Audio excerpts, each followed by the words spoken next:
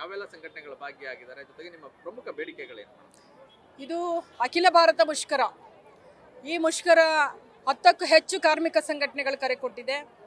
100ಕ್ಕೂ ಹೆಚ್ಚು ರೈತ ಕೂಲಿಕಾರ ಸಂಘಗಳು SKM ಕರೆ ಕೊಟ್ಟಿದೆ. ಅಖಿಲ ಭಾರತ ಮಟ್ಟದಲ್ಲಿ CITU ಸೇರಿದಂತೆ JCTUನ ಭಾಗವಾಗಿರುವ CITU, AITUC, INTUC, HMS ಹೀಗೆ 10ಕ್ಕೂ ಹೆಚ್ಚು ಕಾರ್ಮಿಕ ಸಂಘಟನೆಗಳು ಈ ಕರೆಯನ್ನು ಕೊಟ್ಟಿದೆ. ಬಹಳ ಮುಖ್ಯವಾಗಿ ನರೇಂದ್ರ ಮೋದಿ ಸರ್ಕಾರದ ಕಾರ್ಮಿಕ ವಿರೋಧಿ ಏನು ಲೇಬರ್ ಕೋಡ್ ತರಲಿಕ್ಕೆ ಹೊರಟಿದ್ದಾರೆ, ಅದನ್ನು ಇವತ್ತು ಕೊರೋನಾ ಸಂದರ್ಭದಲ್ಲಿ 2019 ಮತ್ತು 2020ರಲ್ಲಿ ವೇತನ ಸಂಹಿತೆ ಕಾಯ್ದೆ ರದ್ದು ಮಾಡಿ ಅವರು ಲೇಬರ್ ಕೋಡನ್ನು ತಂದಿದ್ದಾರೆ. ಅದರ ಅಪಾಯ ಏನಿದೆ ಅಂತ ಹೇಳಿದ್ರೆ, ಕೆಲಸ ಕೇಳಂಗಿಲ್ಲ, ಕೆಲಸಕ್ಕೊಂದು ಸುರಕ್ಷೆ ಇರಲ್ಲ, ಮುಷ್ಕರದ ಹಕ್ಕಿರೋದಿಲ್ಲ, ಯಾವುದೇ ಕಾನೂನಾತ್ಮಕ ಸೌಲಭ್ಯಗಳು ಇಲ್ಲದ ರೀತಿಯಲ್ಲಿ ಕಿತ್ಕೊಳ್ಳಿಕ್ಕೆ ಇವತ್ತು ನರೇಂದ್ರ ಮೋದಿ ಸರ್ಕಾರ ಹೊರಟಿದೆ. ಕಾರ್ಮಿಕರ ವಿರುದ್ಧ ಇರತಕ್ಕಂಥ ಲೇಬರ್ ಕೋಡ್ ವಾಪಸ್ ಆಗಬೇಕು ಅಂತೇಳಿ ನಾವೆಲ್ಲರೂ ಕೂಡ ಇವತ್ತು ಬೀದಿಗಿಳಿದು ಸಾಮೂಹಿಕವಾಗಿ ಬಂಧನಕ್ಕೊಳಗಾಗ್ತಾ ಇದ್ದೀವಿ. ನರೇಂದ್ರ ಮೋದಿ ಸರ್ಕಾರ ಲೇಬರ್ ಕೋಡ್ನ ತಕ್ಷಣ ರದ್ದು ಮಾಡಬೇಕು. ಅದೇ ಥರ ಅನುಷ್ಠಾನಗೊಳಿಸಲಿಕ್ಕೆ ಮುಂದಾಗಿರ್ತಕ್ಕಂಥ ರಾಜ್ಯ ಸರ್ಕಾರ, ಸಿದ್ದರಾಮಯ್ಯ ಸರ್ಕಾರ ಕೂಡ ಈ ಲೇಬರ್ ಕೋಡನ್ನು ವಾಪಸ್ ಮಾಡಬೇಕು ಅಂತೇಳಿ ಹೇಳ್ತೇವೆ. ಕೆಲಸದ ಅವಧಿ 8ರಿಂದ 10, 12 ಗಂಟೆ ಹೆಚ್ಚು ಮಾಡಲಿಕ್ಕೆ ಹೊರಟಿದ್ದಾರೆ.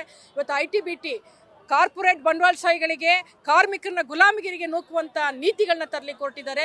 ಯಾವುದೇ ಕಾರಣಕ್ಕೂ ಕೆಲಸದ ಅವಧಿ ಹೆಚ್ಚಾಗಬಾರ್ದು, ಮತ್ತು ಕಾರ್ಮಿಕ ಸುರಕ್ಷೆ ಉಳಿಬೇಕು, ಸಾಮಾಜಿಕ ಸುರಕ್ಷೆ ಉಳಿಬೇಕು, ಸಾಮಾಜಿಕ ಭದ್ರತೆಯನ್ನು ಕೊಡುವ ನಿಟ್ಟಿನಲ್ಲಿ ಇವತ್ತು ಕಲ್ಯಾಣ ಕಾರ್ಯಕ್ರಮಗಳು, ಕಲ್ಯಾಣ ಮಂಡಳಿಗಳನ್ನ ಸ್ಟ್ರೆಂಥನ್ ಮಾಡಬೇಕು ಅಂತೇಳಿ ನಾವು ಒತ್ತಾಯ ಮಾಡ್ತಾ ಇದ್ದೇವೆ. ಅಸಂಘಟಿತ ಕಾರ್ಮಿಕರಿದ್ದಾರೆ, ಸಂಘಟಿತ ಕಾರ್ಮಿಕರಿದ್ದಾರೆ, ಅವರೆಲ್ಲರಿಗೂ ಕೂಡ ಕೆಲಸದ ಸುರಕ್ಷೆ ಇರಬೇಕು. ಅವರೇನಾದರೂ FTE ತಂದರೆ 10 ತಿಂಗಳು 11 ತಿಂಗಳಿಗೆ ಒಮ್ಮೆ ಕೆಲಸಕ್ಕೆ ತಗೊಳ್ಳೋದು, ಮತ್ತು ಹೈರ್ ಆ್ಯಂಡ್ ಫೈರ್ ಬಳಸಿ ಬಿಸಾಡುವಂಥದ್ದು, ಟಿಶ್ಯೂ ಪೇಪರ್ ಥರ ಬಳಕೆ ಮಾಡ್ಕೋತಾರೆ. ಅದಕ್ಕೆ ಅವಕಾಶ ಆಗಬಾರ್ದು. ತ್ಯಾಗ ಬಲಿದಾನದಿಂದ ಪಡ್ಕೊಂಡಿರ್ತಕ್ಕಂಥ 29 ಕಾಯ್ದೆಗಳು ಉಳಿಬೇಕು, 4 ಲೇಬರ್ ಕೋಡ್ ರದ್ದಾಗಬೇಕು ಅಂತ ಕೇಳ್ತಾ ಇದ್ದೇವೆ. ಹಾಗೆ ಕೃಷಿ, ಇವತ್ತು MSP ಕಾಯ್ದೆ ಜಾರಿಗೆ ಬರಬೇಕು, ರಸಗೊಬ್ಬರ, ಬೀಜ, ಅಗತ್ಯ ವಸ್ತುಗಳ ಬೆಲೆಗಳು ಕೂಡ ಇಳಿಬೇಕು, ಮತ್ತು ಸಾರ್ವಜನಿಕ ಉದ್ದಿಮೆಗಳು, ಮೈಶುಗರ್ ಸೇರಿದಂತೆ ಯಾವುದೇ ಸಾರ್ವಜನಿಕ ಉದ್ದಿಮೆಯನ್ನು ಖಾಸಗೀಕರಣ ಮಾಡಬಾರ್ದು. ವಿಮಾರಂಗ, ಬ್ಯಾಂಕು, ವಿಮೆ, ಮತ್ತು ಅಂಚೆ, ಮತ್ತು ರಕ್ಷಣೆ, ಈ ಎಲ್ಲ ವ್ಯವಸ್ಥೆ ಏನಿದೆ, ರೈಲ್ವೆ, ಇವೆಲ್ಲವನ್ನೂ ಕೂಡ ಖಾಸಗೀಕರಣ ಮಾಡಬಾರ್ದು ಅಂತೇಳಿ ನಮ್ಮೆಲ್ಲರ ಒತ್ತಾಯ ಇದೆ.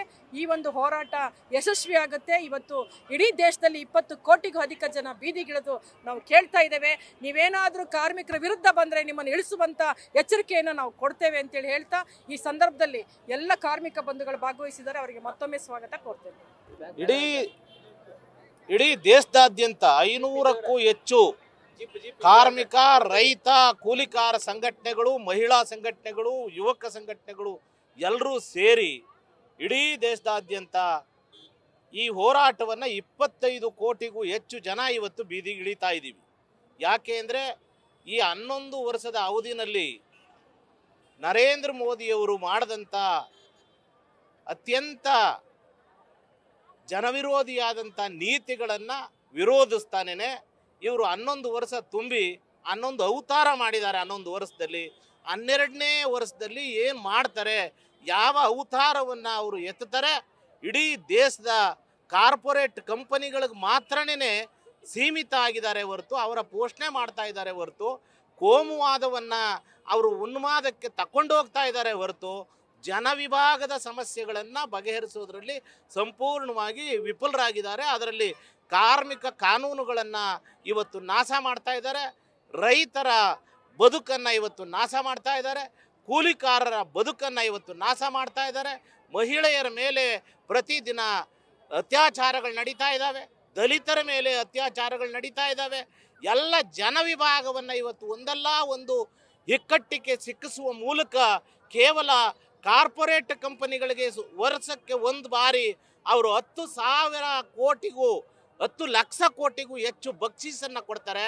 ಅದೇ ಸಂದರ್ಭದಲ್ಲಿ 4,80,000 ರೂಪಾಯಿ ಸಾಲವನ್ನು ಇವತ್ತು ಪ್ರತಿ ತಲೆಗೆ ತಂದು ಇಳಿಸಿದ್ದಾರೆ ಅಂತ ಹೇಳಿದ್ರೆ, ಯಾವ ಮಟ್ಟದಲ್ಲಿ ಇವತ್ತು ಈ ದೇಶವನ್ನು ಕೊಂಡೊಯ್ತಾ ಇದ್ದಾರೆ. ಇದನ್ನು ವಿರೋಧಿಸಿ ಇಡೀ ಜನಸಮೂಹ ಇವತ್ತು ಬೀದಿಗಿಳಿದು ಕೆಲವು ಕಡೆ ಬಂದ್ ಆಗ್ತಾ ಇದೆ, ಕೆಲವು ಕಡೆ ರಸ್ತೆ ತಡೆ ಆಗ್ತಾ ಇದೆ.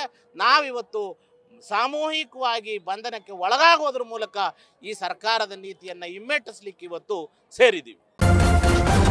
ನ್ಯೂಸ್ ಫಸ್ಟ್, ನಿರ್ಭೀತಿಯಿಂದ ನಿಮ್ಮ ಪರವಾಗಿ.